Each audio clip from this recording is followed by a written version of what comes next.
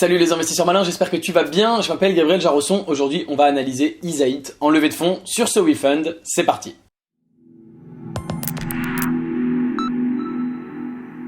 Je suis sur le site SoWeFund, sur la page Easyit, outsourcing des tâches digitales. En levée de fonds en ce moment, je suis armé de mes critères d'investissement que tu retrouves dans mon livre et en description de la vidéo. Tu peux les télécharger gratuitement, mais le fichier téléchargé est assez court. Si tu veux vraiment les comprendre en détail, je t'invite à lire mon livre. Il est sur Amazon, je peux également te l'envoyer gratuitement chez toi. T'as juste à payer les frais de port, je t'envoie le bouquin, je le paye de ma propre poche. Le lien est dans la description, voilà. Donc maintenant que ça c'est dit, j'ai découvert Easyit sur la plateforme. Je viens de regarder la vidéo simplement, et puis j'ai pas regardé le reste du projet. Et donc on va regarder ensemble. Easyit concrètement, c'est une plateforme d'externalisation de micro-tâches digitales socialement responsables. Donc l'idée c'est d'accompagner, de donner du travail à des des Human Intelligent Tasks, à des gens qui sont socio-économiquement défavorisés dans les économies émergentes. Alors dans la vidéo, il parle notamment bien sûr de femmes francophones en Afrique, par exemple, qui sont mis en relation avec des entreprises qui cherchent à externaliser une partie de leurs tâches digitales. Donc c'est voilà, des tâches digitales complexes qui sont découpées en petites tâches et qui sont sous-traitées donc à 1100 femmes dans 21 pays différents. Il y a aujourd'hui plus de 700 projets digitaux qui ont été réalisés. Les clients sont les groupes du CAC 40 et un chiffre d'affaires de 345 000 € avec un carnet de commandes d'1,5 million pour 2019.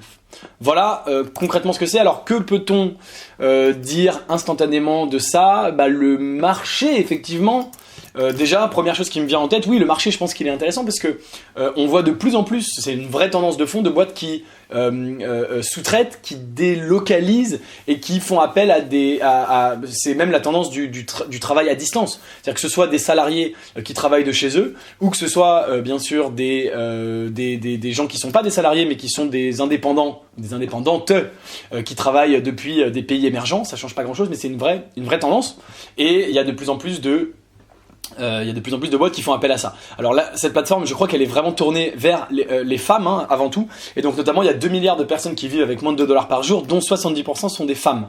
Et donc c'est la fondatrice étant une femme, c'est cette dame ici, dont on va entendre parler tout à l'heure, c'est Isabelle, voilà. Évidemment, c'est à elle au pluriel qu'elle s'adresse. D'accord ? Qu'est-ce que nous pouvons dire d'autre ? Il y a bien sûr une scalabilité des effets d'échelle puisque c'est une plateforme, donc ça c'est très très bien. On va voir la monétisation, il y a sûrement une commission tout simplement qui est prélevée. Mais il y a déjà, c'est une plateforme 100% digitale, et donc bien sûr s'ils font, à condition qu'ils prennent bien une commission sur les tasks, sur les micro-tâches, voilà, on va dire, et bien effectivement c'est une plateforme où s'ils font 5 fois 10 fois plus de micro-tâches, ils vont encaisser 5 fois 10 fois plus de commissions, et ils n'auront pas 5 ou 10 fois plus de travail, puisque la plateforme tourne toute seule. Ok. Donc voilà le concept, les produits, les services, d'accord, donc il y a le traitement de données, la gestion de contenu, les jeux de données pour l'intelligence artificielle, donc effectivement l'entraînement d'intelligence artificielle, c'est fait beaucoup par des micro-tâches. D'accord, c'est un service agile 100% adaptable pour l'entreprise avec une qualité garantie. Ils ont une certaine stratégie d'acquisition, très bien, ça c'est bien sûr important. Et comme d'habitude, cette analyse n'a pas vocation à être complète, c'est simplement une revue de mes critères d'investissement. Si tu veux investir, je t'invite à regarder plus en détail la stratégie d'acquisition, etc., etc. Alors, le prix facturé aux clients est réparti ainsi, 60% reviennent aux Eaters. Je trouve que le nom Eaters est vraiment pas beau, mais bon. 35 dédiés à la plateforme, ressources humaines, etc. Donc ça c'est leur com, et 5% sont conservés dans le programme Easyit Help. Donc, c'est une boîte qui sait monétiser, ils vendent et ils prennent une commission, et c'est une boîte qui a une bonne marge, 35% pour une plateforme, c'est très bien, puisqu'encore une fois, c'est comme Uber, Amazon et Airbnb, ils peuvent décupler le nombre de tâches quasi infiniment. Les 5% sont attribués en mettant à disposition des locaux des ordinateurs, donc ça c'est 5% ça a l'air d'être une sorte de fondation pour aider, et c'est pas du chiffre d'affaires, ça vient pas pour développer bien sûr la plateforme, c'est les 35% qui sont là. Donc ils ont plus de 35 000 € de chiffre d'affaires, 345 000 € de chiffre d'affaires en 2019, et un carnet de commandes signé de 1,5 million quasiment, j'arrondis, pour l'année qui vient, avec des grands clients comme Airbus, BNP, Sodexo, L'Oréal, Société Générale, Veolia, enfin incroyable. Donc ça c'est top. Qu'est-ce qu'on peut dire d'autre ? On peut dire que ça fait du coup une vraie traction, passer de 345 000 à 1,5 million de carnet de commandes. C'est une vraie traction, avec des beaux clients, donc voilà, la traction est là. Et c'est super. Qu'est-ce qui nous reste d'autre? Donc voilà, c'est effectivement dit dans la vidéo, elle s'intéresse en particulier aux pays d'Afrique où il y a effectivement beaucoup de gens et beaucoup de femmes qui vivent sous le seuil de pauvreté.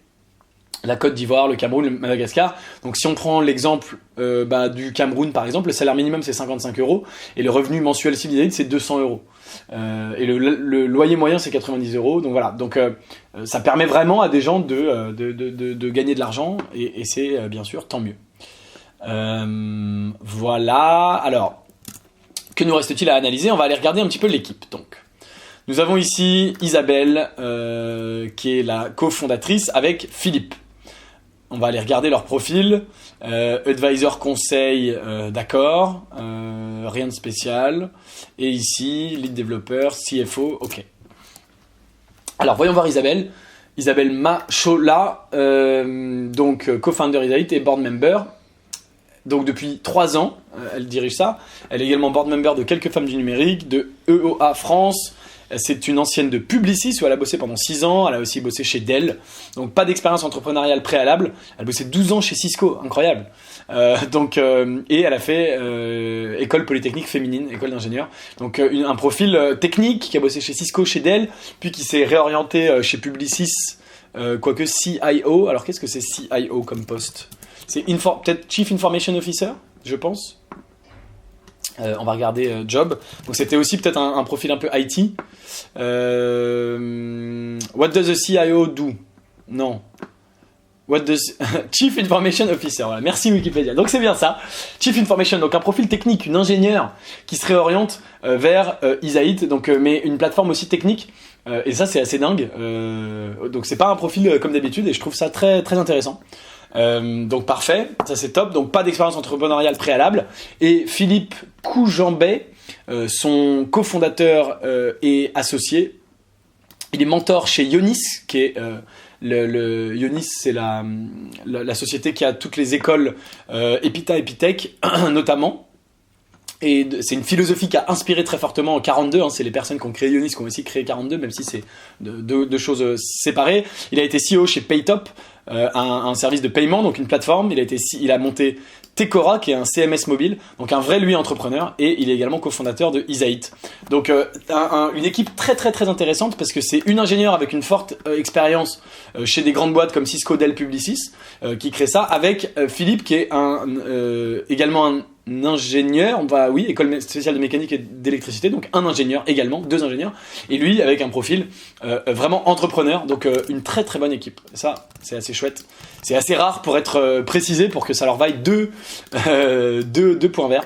Non, vraiment une très très bonne équipe et je suis assez agréablement surpris, je dois dire. Donc ça, c'est super. Alors, quelle est la valo? Et pour parler de la valo, on va bien sûr parler de l'unfair advantage.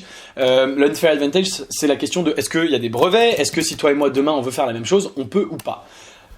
Alors oui, en fait, leur unfair advantage, c'est qu'ils sont des clients ils ont des clients qui sont des grosses boîtes du CAC 40. Mais à part ça, en termes de techno, il n'y a même pas le mot techno, tu vois, là-dedans. C'est une plateforme assez simple. Il faut bien sûr trouver les personnes sur place de qualité qui font du bon boulot pour bosser pour toi, pour réaliser les missions, mais je pense que c'est pas si compliqué que ça, dans le sens où c'est malheureusement des populations assez pauvres qui cherchent de toute façon du travail et qui seraient d'ailleurs tout à fait capables de faire et Isaït et un concurrent en même temps probablement. Et donc après la question c'est comment tu vas signer les contrats comme L'Oréal, Sodexo, Société Générale, etc.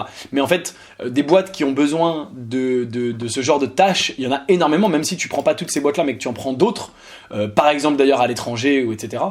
Tu peux aussi facilement les concurrencer. Donc je dirais qu'il n'y a pas énormément de unfair advantage, et puis les chiffres sont bien, mais tu vois, 1000 workers, c'est bien, mais sur les 2 milliards de personnes qui vivent sous le seuil de pauvreté, il y a encore malheureusement, d'ailleurs, hein, c'est encore une fois le genre de truc que quand je dis ça, je dis c'est malheureux qu'il y ait un vivier potentiel énorme de gens très pauvres qui vivent avec moins de $2 par jour, mais voilà. Donc pas d'unfair advantage selon moi, un peu de presse, mais ça c'est facile à obtenir. Donc pas d'unfair advantage, c'est le premier et gros point rouge de ce dossier, puisque le reste était intéressant, mais pas d'unfair advantage, donc pas de spécificité défendable et complètement ouvert à la concurrence. Voilà. Alors voyons voir la valorisation. Donc pour une boîte qui a fait 345 000 euros de chiffre d'affaires et qui prend 35% de com, donc ils ont eux gagné 120 000 euros. L'année prochaine, ils pensent gagner 1,5 million et faire 35%, c'est-à-dire faire 500 000 euros de résultat net, en tout cas de marge. Et il se valorise sur une valo à 2,5 millions pour une boîte donc qui va faire 203, qui va multiplier par 3. Multiplier par 3, c'est quoi? C'est 200% de croissance. 100% c'est ça qui va faire 200% de quoi. Enfin, on fait des maths en même temps le dimanche matin, qui va faire 200% de croissance. On est dimanche matin au moment où je fais cette vidéo, voilà, tu sais tout. C'est pas au moment où tu la regardes, mais c'est pas grave. Voilà. Donc oui, une boîte, bon, bien sûr, qui perd de l'argent, mais là on est vraiment sur une plateforme. Hein, c'est pas comme une précédente boîte que j'ai analysée sur SoWeFund il y a quelques jours, en tout cas en termes de publication. Donc là on est vraiment sur une plateforme, une startup, donc ils perdent de l'argent, mais ils se développent vite. 52 000 euros en 2018, 387 en 2019, 1,4 million prévu pour 2020, et ensuite ils prévoient de faire 5 et 16, alors c'est là où ça a l'air signé. Par contre, les 5 et 16 sont loin d'être signés, mais bon, c'est normal, on investit dans une startup, on fait aussi un pari sur l'avenir, mais tu vois que les 5 et même si c'est pas 5 millions, mais une boîte qui fait 2,5 millions de chiffre d'affaires, qui vaut 2,5 millions, c'est-à-dire que même si c'est 2 fois moins en 2021, les 2,5 millions sont pas dégueux. Par contre, 39% du capital, je trouve ça énorme. C'est-à-dire que aujourd'hui déjà, les fondateurs n'ont que 67%, et après la dilution de 39%, 0,67 fois 61, c'est les 61% restants moins les 1, il va leur rester 40% du capital. Alors si mon calcul est bon, je crois, bon bref, il va leur rester 40% du capital, donc c'est quand même hyper emmerdant, parce que ça veut dire qu'ils sont plus majoritaires, et que les gens qui sont majoritaires, c'est les business angels, en gros, là, les parts du capital, ça va être SoWeFund, 39%, s'ils rajoutent les 12% des business angels précédents, ou le fonds d'investissement à 8%, plus le fonds d'investissement corporate à 7, ça fait 8 et 7, 15, plus les 39, c'est eux qui vont décider, c'est plus les fondateurs. Donc ça, c'est un gros problème, bien sûr, ça apparaît pas ici. Donc la valorisation, elle est bonne. Il y a le problème de part des fondateurs, qui est extrêmement problématique. Donc ça te prouve bien, c'est une belle façon pour moi d'illustrer que ces vidéos ne font pas tout.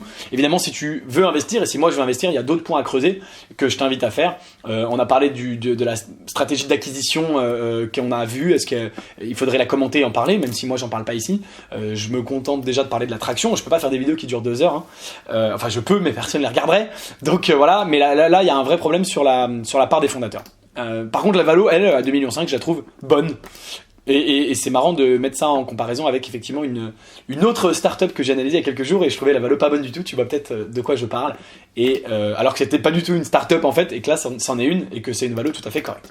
Voilà, c'est tout pour mon analyse de IsaHit. Dis-moi ce que tu en penses en commentaire. Est-ce que tu es d'accord, pas d'accord? Est-ce qu'il y a des points que j'ai oubliés? N'hésite pas à me le dire. Si tu veux savoir si j'investis à titre perso dans IsaHit ou pas, je te donne rendez-vous dans le club privé Léonis. Dans ce club privé, non seulement je t'explique là où j'investis et là où j'investis pas et pour quelles raisons précisément, quelles sont les raisons qui m'ont amené à prendre ma décision, mais surtout, je vais te proposer d'investir avec moi dans des deals qui ne sont pas sur les plateformes, des deals privés qui sont issus des meilleures startups en France et dans la Silicon Valley. Donc si tu veux investir dans les meilleures startups de la Silicon Valley à partir de seulement 2 000 € par projet, tu peux rejoindre le club, le lien est dans la description. Merci d'avoir regardé la vidéo jusqu'au bout, bien sûr, si elle t'a plu, aime-la, partage-la. Si t'es pas encore abonné à la chaîne YouTube Léonis, évidemment, c'est le moment de le faire, abonne-toi, on est plus de 10 000. Moi je te dis à très bientôt pour une prochaine vidéo. Ciao.